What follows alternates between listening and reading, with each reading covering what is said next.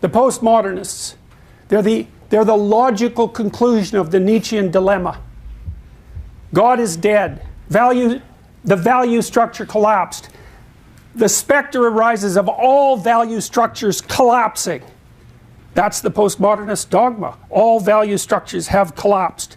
They're only there for the purposes of exclusion. They have no intrinsic value. It's a very, very powerful argument. That's why it dominates the universities. That and the fact that it allows people to dispense with their moral responsibility, which is something that's never discussed by the postmodernists. But you have to give the devil his due. What's the problem with postmodernism? Well, if all value structures have collapsed, then there's nothing to do. Because in order to do something, one thing has to be better than another, because otherwise, why do it? And so people who are ensconced in the postmodern tradition are undermined by their own philosophy. They can deconstruct their own deconstruction, in which case they might as well just sit there and do nothing, which would actually be preferable to what they're doing now. So how do they extract themselves from that dilemma? They do it illogically, but they don't care. Because the postmodernists, first of all, don't believe in logic. That's a reflection of the logos, which they've dispensed with. Dialogue they don't believe in, because that's a reflection of the logos, which they've dispensed with. Logic and dialogue are irrelevant. Well, that does bring up the problem of what to do. Well, the postmodernists finesse that by reverting to the Marxist doctrines from which postmodernism emerged. And so they say, well, yeah, you can't get any direction from postmodernism, but we're not going to worry about that because we don't worry about such things. What we'll do is just use sleight of hand to push forward the communitarian doctrines out of which our original hypothesis emerged. And everyone says, well, we'll turn a blind eye to the paradox because we actually need something to do. And plus, to the degree that we're communitarian, we can take out our nihilistic resentment and arrogance and ingratitude on every single person we deem to have something more than we have. And so if you're wondering why certain values can exist in the absence of any value, you have to look no farther than to understand that people who are desperate and chaotic will still be angry and destructive. And they can manifest that perfectly with the moral mask that says, well, I'm not really after what you have because you have a little more than me. I'm speaking on behalf of these people who have even less. It's absolute nonsense. It's so funny watching Yale students complain about the privileged. They're in the top 1/10 of 100% of people who've lived in the entire history of the planet, much less just the people that are on the planet now. They're dominating patriarchs in training, right? They're baby representatives of the patriarchy. And all they do is complain about that tiny, tiny, infinitesimal fraction of people who have slightly more than they have now. It's appalling. And their idiot professors pat them on the back and send them out the world to do that instead of teaching them how to live. They damage their mental health. They hurt our society. They're bringing things down, and that's what they're aiming at. The postmodernists managed to be nihilistic and totalitarian at the same time, which is something that not even Nietzsche dreamed about, despite the fact that he had the greatest imagination for pathology that perhaps ever existed. In addition, they combine the nihilism and the totalitarianism with the worst aspects of dogmatic religion, because what they've essentially established is a cult into which children who attend university are now indoctrinated, at great cost, I might add, and with very little practical outcome. What's the alternative, given that they have a point? Well, as far as I can tell, the alternative is a proper return to the past, and that is precisely to journey into the chaos, to look at the worst possible thing, and to pull the dead father up from the chaotic depths. That's how you stop being a puppet. Someone whose strings are being pulled by forces they do not understand behind the scenes.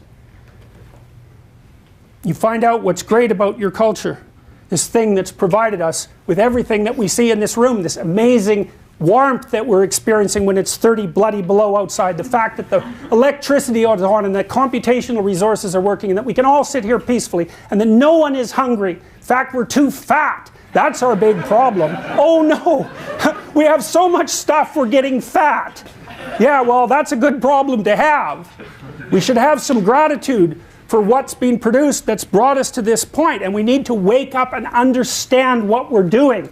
Well, that's what people like, that's what the psychoanalysts were trying to do in the 20th century. That's what all the great clinicians were trying to do, and I would say, above all else, that was what Carl Jung was trying to do. He believed firmly that the idea of the divine spark within the individual was a metaphysical reality, by which he meant a reality that actually transcended and existed superordinate to the physical reality, a more real reality. That's whatever consciousness is. Something we understand from a scientific perspective, not at all. That's been represented in our mythologies as far back as we can push them as an independent agent in the world, giving rise to form. That's how we treat each other. That's how we recognize ourselves. That's how we judge each other. You make your bed, and then you lie in it. And everyone knows it. And that's not to say that you're not subject to random and chaotic circumstances and the tragedy of life. Just because you can do some things doesn't mean you can do everything. But you can do some things, and if you don't do them, then things fall apart. And the problem with things falling apart is that you will be happy about it to the degree that you're not trying to repair them. Because to the degree that you do not manifest what's within you, then your life falls apart around you, and everything that could make you better multiplies until you're in a situation where you want the destruction, you want to bring it on. And it's not surprising. Because life can be so terrible that the question of whether or not it should exist at all can be a real question. But the answer to that is life so terrible that it shouldn't exist? Well, the answer is, it depends on how you live it. And if your life is so terrible that you can't bear it, then it raises the question of whether or not you're living it properly. And that's not to say that people don't suffer under burdens that are too great for them to bear. They certainly do. It doesn't matter. Because if you let that embitter you, if you let that destroy your allegiance to the proper path, all it does is make that worse and everything else. It's no out.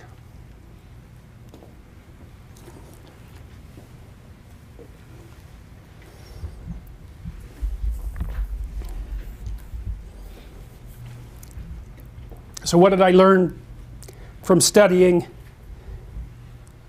the terrible situation that obtained in the mid-1980s when the Soviets and the West had tens of thousands of hydrogen bombs pointed at each other, ready to go at a moment's notice? Why did that happen? What did I learn? It was simple.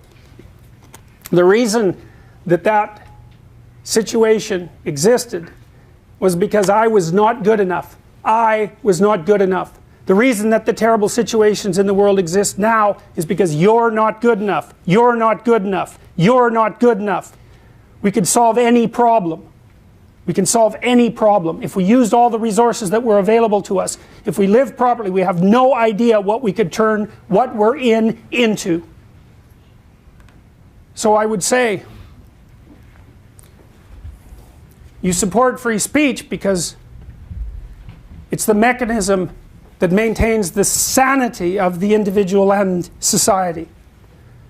And you live in relationship with the spoken truth to the best of your ability, because the alternative is hell. And if hell is what you want, then you can remain arrogant and resentful and deceitful. But if you want to work to better the world, to bring it up to what it might be, then you speak forthrightly, you clarify yourself, and you act properly in the world. And then you see what happens. And this is the final thing I'll say. I spent a long time studying the Sermon on the Mount. It's a key document. It's Christ's commentary on the Ten Commandments. In a sense, the question being, if you codify the rules by which a society might function, is there something within the structure of the rules that rises above them, that acts as the fundamental principle from which they're all derived? It's the ultimate question of human ethics. What is the highest principle? And the answer that's put forth in the Sermon on the Mount is quite straightforward. Aim at the highest possible good that you can conceive of. Whatever that is that you can conceive of, that serves as your God for all intents and purposes. Having aligned yourself with that good, speak the truth and see what happens. That's the act of faith. The act of faith is whatever the truth reveals is the best of all possible worlds, regardless of how it appears to you now. It's a guess, right? It's something you stake a bet on. Well, what do you think? The best of all possible worlds will be brought into being by deceit?